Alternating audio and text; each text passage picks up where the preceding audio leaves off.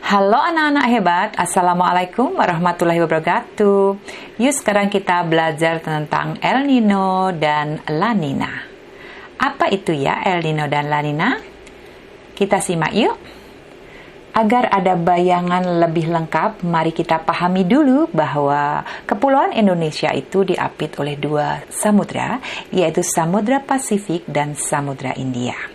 Samudra Pasifik merupakan kawasan kumpulan air terbesar di dunia dibanding dengan Samudra Hindia, Samudra Atlantik, dan Samudra Arktik karena mencakup sepertiga luas permukaan bumi. El Nino berasal dari bahasa Spanyol yang berarti anak laki-laki dan kemudian La Nina itu berarti anak perempuan atau gadis. Fenomena El Nino dan La Nina merupakan satu gejala yang menunjukkan perubahan pada iklim bumi. Kita bahas satu persatu. Yang pertama adalah El Nino. El Nino merupakan suatu fenomena alam meningkatnya suhu permukaan air laut Pasifik bagian tengah dan timur yang mengakibatkan meningkatnya suhu dan kelembapan pada atmosfer yang berada di atasnya, di mana peristiwa ini menyebabkan pembentukan awan yang juga meningkatkan curah hujan pada kawasan tersebut. Dan juga fenomena ini terjadi rata-rata dalam waktu 4 tahun sekali. Lalu apa dampak El Nino untuk Indonesia? Ketika fenomena El Nino terjadi, yaitu meningkatnya suhu permukaan air laut Pasifik bagian tengah dan timur menghangat, justru perairan di sekitar Indonesia umumnya mengalami penurunan suhu. Hal ini mengakibatkan berkurangnya pembentukan awan yang membuat curah hujan menurun di wilayah Indonesia. Akibatnya terjadilah penurunan curah hujan yang signifikan sehingga menimbulkan kekeringan dalam rentan waktu yang panjang di beberapa wilayah Indonesia. Dan kemarau panjang akibat El Nino biasanya disertai dengan kebakaran rumput dan kebakaran hutan. Yang kedua adalah La Nina.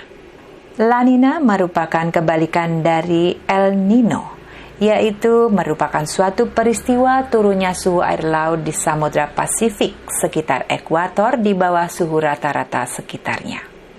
Dan fenomena ini terjadi dalam waktu rata-rata 2-7 tahun sekali. Apakah dampak La Nina untuk Indonesia? Wilayah Indonesia yang terletak di sebelah barat Pasifik akan mengalami tekanan udara rendah akibat menghangatnya suhu permukaan laut di sekitarnya. Hal ini mengakibatkan penumpukan massa udara yang banyak mengandung uap air di atmosfer Indonesia.